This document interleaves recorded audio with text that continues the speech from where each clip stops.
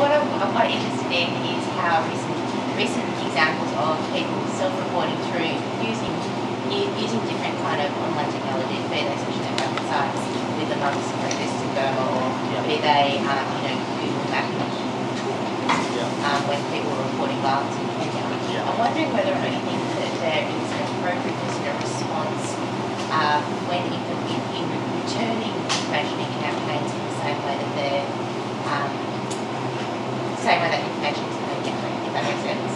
So I'm wondering, is it reasonable for us to be looking for, do you think that it would be, that would allow these communities to feel that they've been heard if there is a response that is similar to the way that the information is being presented to the world also? It's interesting, yeah, I understand the question. The violence in late December last year with the Kenya election is a really good example of that. And at this conference a few months ago in Budapest, there were a number of Kenyan bloggers who were there. And they sort of started off by saying, yes, we're part of the elite, we are. And the average Kenyan is not blogging. Totally true. So they acknowledge that. So to some extent, one takes that on board and you filter that as you will. Having said that, what was encouraging was that they being the bloggers and also people who weren't bloggers but friends of bloggers, they were monitoring many of the polling stations on election day. They could actually collect information about what was clearly a stolen election and actually transmit that to the world. Their view, and I'm not saying they were wrong, they were saying that they felt that a lot of what they were doing on that day and the days after and the weeks after as the violence built up and some kind of ethnic violence spun out of control, they felt that the images and what they had collected was invaluable in pressuring some parts of the West to pressure the government of Kenya to basically engage in a power sharing deal.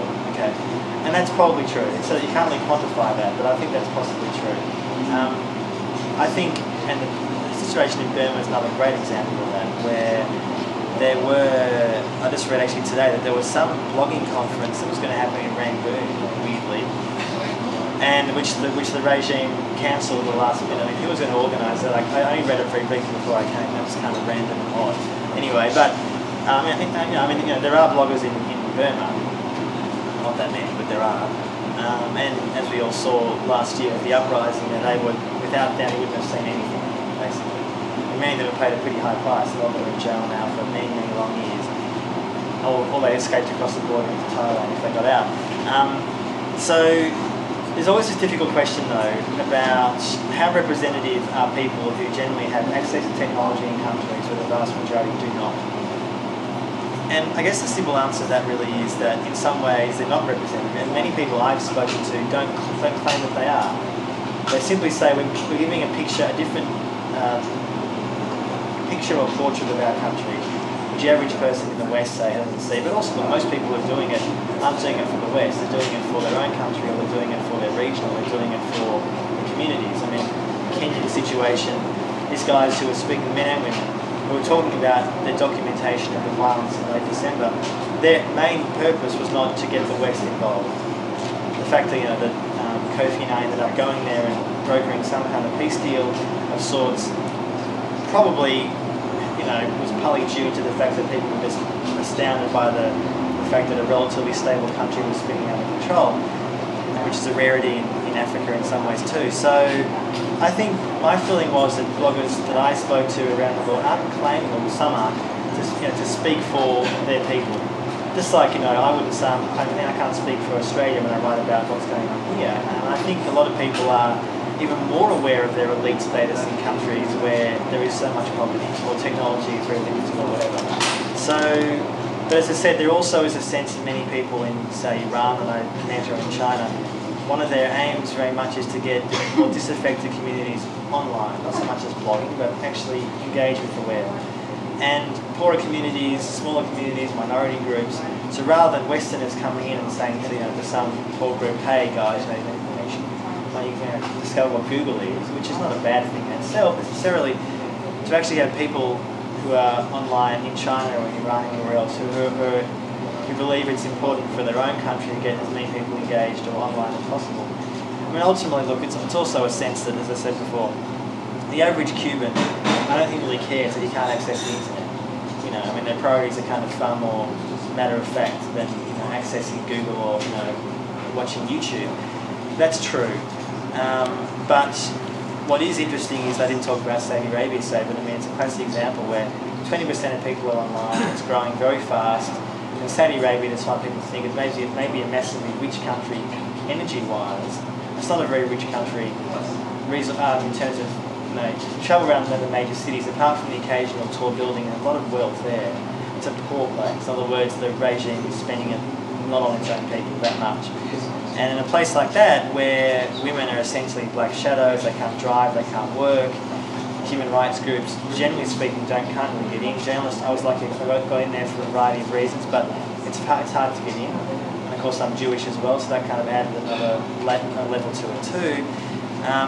The fact that you're having Saudi, yes, often women who are relatively middle class, but women, just the fact that women are speaking and being heard, I mean, that in itself is utterly revolutionary in itself, because they generally are not heard. You don't read them, you don't really see them walking down the street. It is that closed society.